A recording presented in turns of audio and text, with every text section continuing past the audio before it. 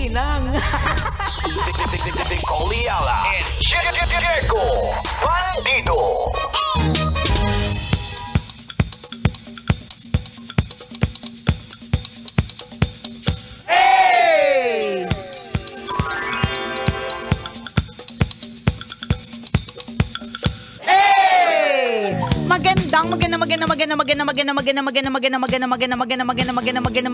Magandang tanghali, kumikinang na ulo, Diego Bandido.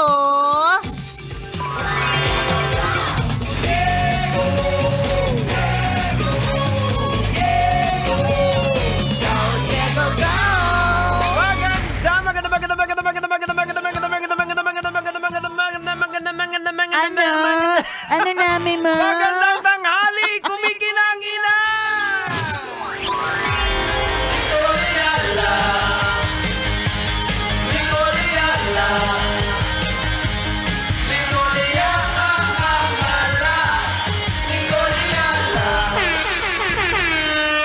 Shoutouts para sa lahat ng mga katulad ni Diego Bandido na ngongo. Tama. Kumuna na.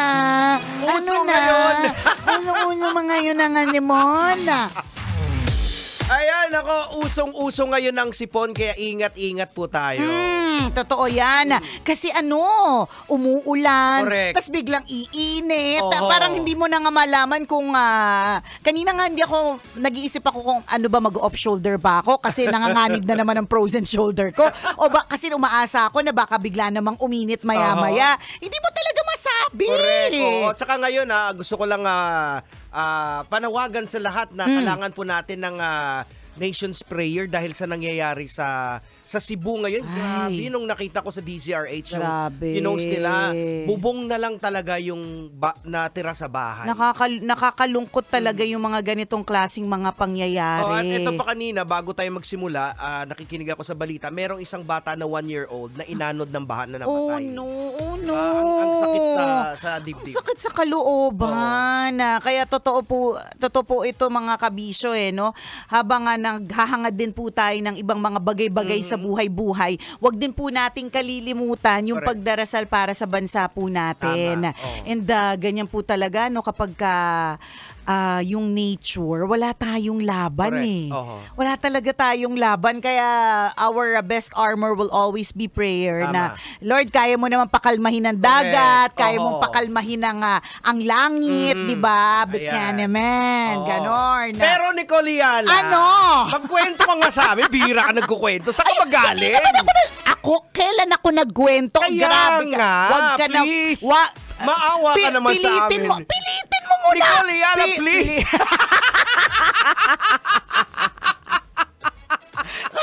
Paano mo i-spend yung yung aking weekend? Yung weekend mo. Syempre gusto ko lang magbigay ng special shout out sa Mayat de la Rosa Fine Jewelry. Kasi nagkaroon sila ng incentive trip para sa kanilang mga top performers. Diba? Ilan sa kanilang mga top performers.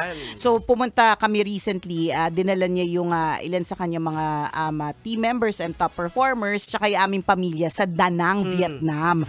Alam mo kung anong nakakasad, alam mo yung nakakalungkot kasi yung Da Nang, probinsya siya probinsya siya ng hindi siya yung mismong syudad. Hindi siya yung dun sa main, no? Pero mas magandang airport nila. Ang daming. So sinasabi mo, Nicole Ayala? Sinasabi ko lang na nakakalungkot. Wala naman ako sinasabi tungkol sa Pilipinas. Walang ganon. Kababalik ko lang, baka mamasabihin. Persona non grata.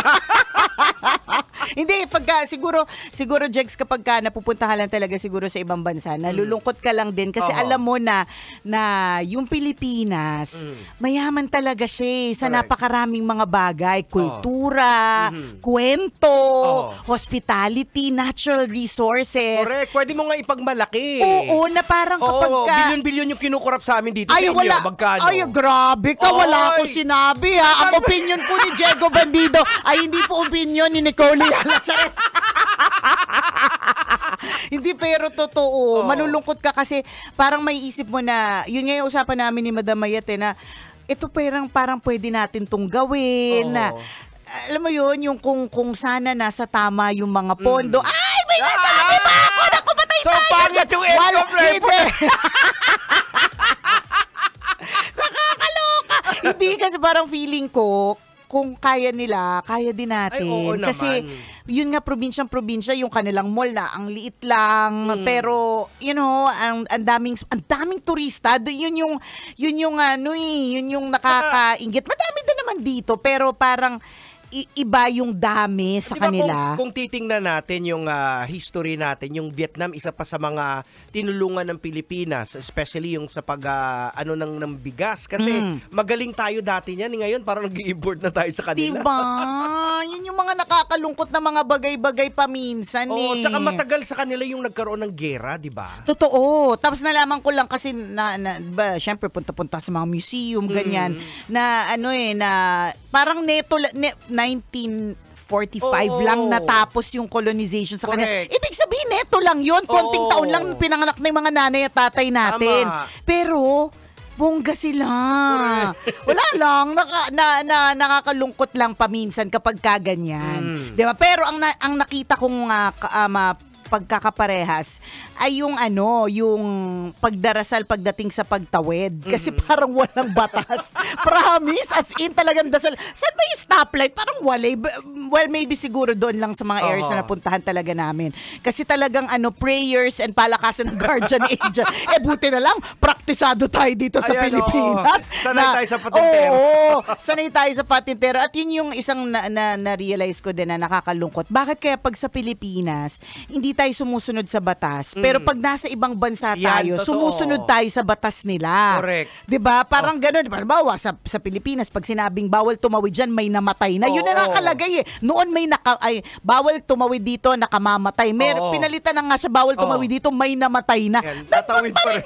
Nandun pa rin. Pero pag nasa ibang bansa, kapag sinabing stop, talaga nagsa-stop. Pagka sinabing ito lang ang tawiran, dyan lang tumatawid. Alam mo Bakit kung po tayo ganon? Alam mo kung bakit? Bakit? Dahil sa korupsyon. Ayan na nga, kasi nga dito pwedeng bayaran. Pwedeng kausapin. Oo. Hindi totoo real talk mga kabisyo. Pag doon sa ibang bansa, wala kang kakausapin. Alam mo, Singapore, kunyari, fine city yan eh. As in literal na fine.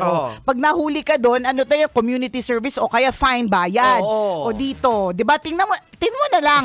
Ilan pong mga sasakyan na nakatutok ngayon sa kumikinang na tambalan na, na kanina po ay coding pero inilaban po ninyo. Diba? Coding pero nilaban ninyo. Bakit? Tama. Siguro confident.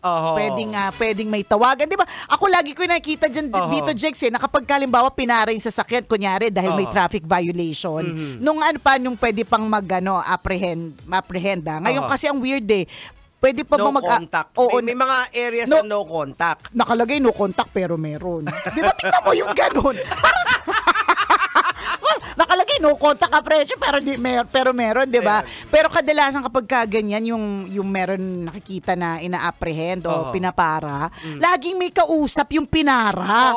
Bakit may kakausapin ka? Tapos ipapakausap sa enforcer. Kailangan na kausapin mo yung enforcer, ikaw yung nagkamali 'di ba? Pero ang basic na reaction, may tatawagan ka agad. O bakit ganon? Buti nga nawala na yung calling card na yon. Totoo. Kaya alam mo talaga, Jegs, in fairness naman to the government, hindi natin pwede isisi lang sa kanila. Lahat kasama tayo dyan. Kasama din talaga tayo. Kasi yan, simple yan eh. Minsan nagtuturo tayo sa mga korap, pero simple yan eh. Correct. Kapag ka nahuli ka, anong basic na gagawin? Boss, sino pwede pag-usapan natin to. Sino bang pwede dyan? Diba? alam mo yung galawan. Ang ganda ng tono mo. Tamang-tama. Paano ulit, Diego? Boss. Ayan. Pwede natin pag-usapan. Ayan. Alam na alam. Dati nung may pa kami, nung may mga Star City GC pa tayo. Ayan, yan laging yung dala. mo. Umamin din. Dati po yun, masamang tao ako. Pag nahuli, boss, dali mo yung pamilya mo. Diba? Tayo din mismo eh. Tayo din mismo. I think parte po tayo ng korupsyon. Oo, parte tayo ng problema. Nagkataon lang na mas mayaman sila. Tayo na nanatiling mahirap. Parang gano'n. Wala naman tayong sinasabi. Oo naman. Ano naman to? Wala. Nagkukwento lang ako tungkol sa Danang Vietnam. Pero ano yung nakita mo yung big difference dito sa Pilipinas? Actually, yung pinuntahan mo, probinsya nga eh. Probinsya, pero maganda talaga. una sa lahat ako, ang gusto ko lang ding ibigay na kumikinang tip para dun sa mga nagta-travel, no. Mas maganda din na alamin po natin kung ano yung parang best time to go to a certain place. Kasi minsan merong mga pagkakataon na maulan kasi itong season na to maulan. Pero sa Danang Vietnam, pero may mga araw na binigyan naman kami ng sunshine na ituloy naman halos lahat ng tour, may mga iba na hindi. Siguro kung meron ako makikita ng difference, mas maliliit yung mga isa ang liliit naman katawan nila, paano puro gulay talaga? Sinesend ko nga yung mga gulay na mga kinakain namin kay Konyo Bicolano. Sabi ko sa kanya, isang babala, wag kang pupunta ng Vietnam. Kasi si Konya hindi talaga kumakain ng kahit anong klaseng gulay. Ang only gulay lang yata na nananalaytay or na taste ni Konyo Bicolano ay yung vegetable oil na hinalo sa samgyup, 'di ba? Kaya siguro parang yung mga tao doon, yung mga tao sa Vietnam, balingkinitan. Kaya 'di ba yung mga nung Vietnam War, nung panahon ng giyera nila, yung Cu Chi tunnels, yung mga tunnels na nilulusutan nila, ang liliit. Ang liliit talaga. Masyado silang magulay. Well, actually, tayong mga Pilipino, excuse me po, maliliit din naman tayo eh. Malitang kita. Maliit talaga yung pinaka-origin natin. Yung mga ninuno. Kasi pag bumisita ka sa mga museum, makikita mo doon yung mga ninuno. Ang liliit natin. Totoo din. Siguro na haluan na lang ng mga dahil Espanyol, mga Amerikano. Correct. Tsaka may mga inintroduce na sa atin mga pagkain na na mixed breed na tayo. Correct. Tsaka parang feeling ko yung mga Pilipino, hindi feeling ko talaga, nakukumpara ko kasi yung lasa ng pagkain. Tayo talaga, tayo dun tayo sa malasa, maalat, super tamis, malinamnam. Medyo mas kaunti yung, feeling ko lang kaunti yung lasa compared sa taste buds ng mga Pilipino. Kaya parang feeling ko mas literal na payat. Mas payat talaga sila. So kahit paano, kumbaga na-retain nila yung kultura nila sa luto. May mga ganyan. Sa atin, sabog-sabog na tayo. Pero I love the Philippines. Babalik talaga dito yung ating trabaho, nandito yung mga tambalanista. Iba din naman talaga yung kultura natin ng kasiyahan. Kaya nga makulay tayo. Correct. 'Di ba? Yun naman yung kagandahan. Pero ang pinakamaganda po mga kabisyo is lagi lang po nating tatandaan na whether out of the country ka, out of the town, or nasa bahay ka lang, ang importante is yung bibigyan mo yung sarili ng time na huminga. Yun. 'Di ba? Yung break na tinatawag. Yung break na tinatawag. Ano mang klase yan. Pwede kang, kung may budget ka, edi punta ka sa malayo. Kung wala kang budget, dito ka lang sa malapit. O kaya ipahinga mo or itulog. Mahalaga po talaga ang break. Ayan, kasi yung iba kulang talaga, tulog lang eh. Correct. Tulog lang. Diba? Yung parang feeling nila, ang dami masyadong ginagawa, nakakataranta ang mga bagay-bagay. Yung pala, ang kailangan mo lang deep sleep. Correct. Kailangan mo lang pala ng 8 oras na dire-diretso na matutulog ka na walang iistorbo sa'yo. Diba? Ayan. Yung ganun. Yung pumunta ka lang sa beach na walang signal. Yung Ayan. araw ka doon? Alam mo, tama. Alam mo, totoo yung sinabi mo rin na, Jegs, yung tungkol sa walang signal. Minsan na nakakatulong po talaga. Nakakatulong talaga. Hindi minsan. Talaga nakakatulong po talaga yung social media detox na tinatawag.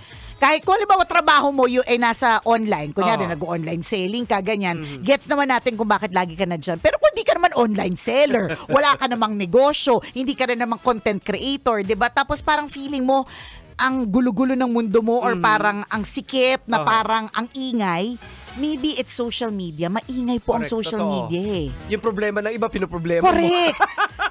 Totoo yung mga pronouns na mga alam mo yung pati ba naman to iisipin ko pa, tas mag-a-appear siya lahat sa feed mo, di ba? Hindi mo alam na itong mga bagay na to na nababasa mo at dumadaan sa feed mo, nakakadagdag ito sa ingay sa utak mo eh. Kahit kung minsan wala ka namang pakialam talaga. Correct. So dumaan lang, biglang nag-trigger sa brain mo. Kasi may opinion ka rin din eh. Tama, tas magbabasa ka na ngayon. Tas na-realize mo 30 minutes na pala ang nakalipas. Tas yung mga dapat mong gawin, hindi mo na nagawa, di mas lalo ka nang na-stress, di ba? Naghahabol ka na ng oras mo. Correct. Di ba? At saka ang siguro if there's also one thing na talagang masaya ako na na-realize bukod dun sa importance of a break. Which is lagi ko naman talagang sinasabi din yan na ang coffee break at lunch break ay kasing halaga dun sa mga oras na nagtatrabaho ka. The weekend is as important as the weekdays, ganyan. Pinakamahalaga din na sana ma-establish ng lahat ng mga kumpanya yung tinatawag na incentive kapag merong good work or great job done. Oo, tama. Oo, na kagaya sa ginawa ng na Mayet de la Rosa, di ba?